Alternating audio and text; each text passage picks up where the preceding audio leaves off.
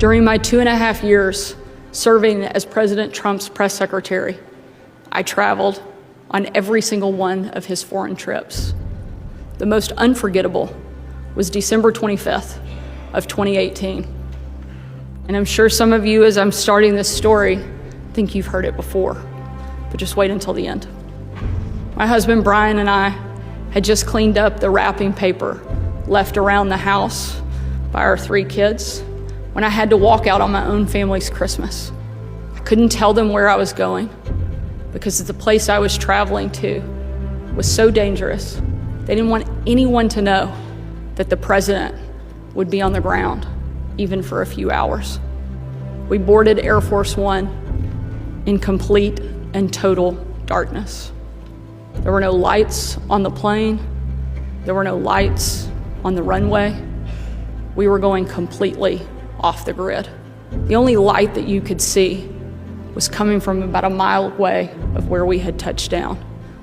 And the reason there was light in that location, because it was a dining hall packed with hundreds of US troops gathered thinking they were having dinner with senior military leadership from around the region. They had absolutely no idea that the president and the first lady were about to walk into that room. One of the young soldiers yelled from the back. He said, "Mr. President, I re-enlisted in the military because of you." And the president said, "And son, I'm here because of you." As the president made his way around that room, that same young soldier came up to me and he said, "Hey, Sarah, you have a tough job." I told him what I do is nothing. I take questions. You take bombs and bullets. That is a tough job. And then in a moment that I know I will cherish forever, that soldier reached up and he pulled the Brave Rifles patch off of his shoulder and he placed it into my hand. He said, "Sarah, we are in this together."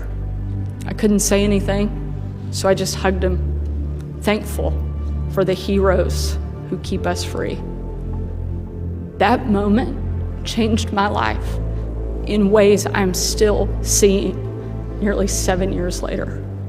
I've told that story hundreds of times over many years, but I've never publicly shared the next part. That young soldier's name is Dustin Singer. My name is Dustin Singer. I'm the project lead for Home Base Arkansas. I'm a medically retired Army veteran. I served for a little under 15 years. I deployed to Iraq, Afghanistan, all over the Middle East in support of the global war on terror. My retelling of our meeting in Iraq reached Dustin when he returned back to the States, and he reached out to me. He shared how he and his wife had settled in Virginia and that he was now raising 2 young kids. We talked about everything that had happened in both of our lives since that first meeting. And as we were wrapping our call, he says my next question caught him off guard. I asked, "Have you ever thought about moving to Arkansas?" Dustin had never even been to Arkansas, and certainly never considered it a place he'd call home. But I knew he was a hard worker and was the exact type of person we wanted to recruit to our state. So on January 19th of 2025, Dustin officially left the Army. And on January 25th, 2025, he officially started his job at the Arkansas Department of Veterans Affairs. I'm not one to talk bad about other places or other people, but living in Arkansas is different. My kids can play in the backyard. My kids can, if they get out of the stroller at a Walmart, I know someone's gonna help me get them. People are friendly here. People make a meaningful impact on each other's lives here. And you didn't have that in the town in Virginia that I lived in. The school system wasn't there. There was a lot of crime. It was rampant everywhere. And that's not the way Arkansas is. You know, for a lot of reasons that people talk about, you know, progressive cities, we're kind of the 90s here. People are friendly. People say hi to you. People smile at you. And people want to be friends with you here. And while it's not standing on the battlefield, the work he is doing now is life-changing for his fellow servicemen and women. He personally talks to dozens and dozens of veterans a week, telling them all the reasons they should move to Arkansas like he did. He helps them when they exit the service, find a job and a home, and build a great life right here in his new home state of Arkansas. When you're talking about building a life, you're talking about opportunity, and veterans are go, go, go people. So a veteran wants to work, a veteran wants that American dream, a veteran wants that ability to continue to serve. When I got out, it was, I need to find that next step in my life, and I needed help. I needed someone to kind of tell me, hey, this is what you need to be doing.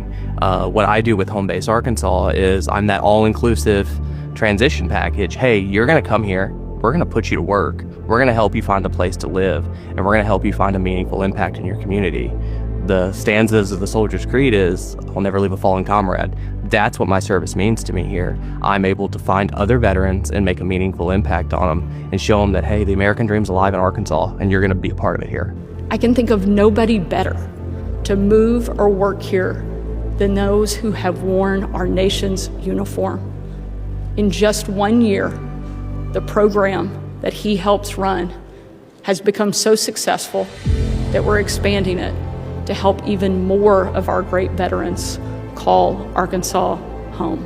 I'm deeply honored every day that I get to live here. I get to work for the Department of Veterans Affairs and make an impact. I'm thankful that I get to be here and I get to continue to serve and have this be the conclusion of that story. Our nation has unfortunately lost more than 150,000 veterans to suicide since 9/11. That's more than 10 times the number killed in Iraq, Afghanistan, and the war on terror combined. That's unacceptable. And in Arkansas, we're fixing it. We're standing with our veterans and we're empowering them with a new mission and a new sense of purpose, thanks to the great work of heroes like Dustin. Dustin and Mason are here with us today. And as governor, I proudly say to you both, welcome home. We are forever grateful for your selfless, heroic service to our nation. Thank you.